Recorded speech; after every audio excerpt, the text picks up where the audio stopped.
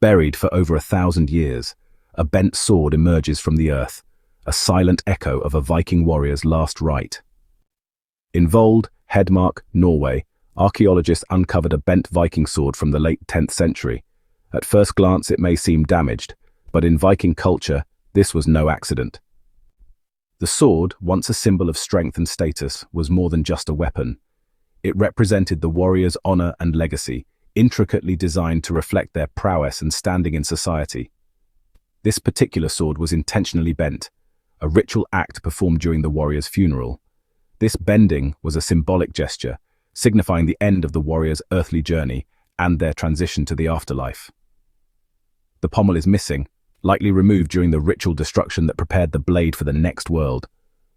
Such acts were believed to release the spirit of the weapon, ensuring it could accompany its owner into the next realm. In Viking society, death was not a simple end. It marked the beginning of a profound journey, a transition from the mortal world to the spiritual realm.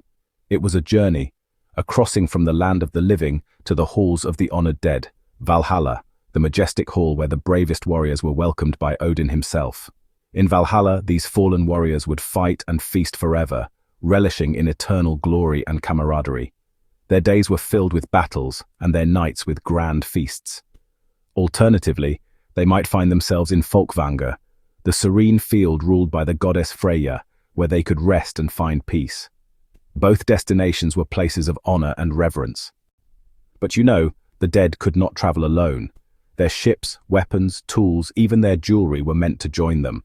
Vikings believed that objects had souls of their own, and those souls had to be released. This belief was deeply rooted in their culture and rituals.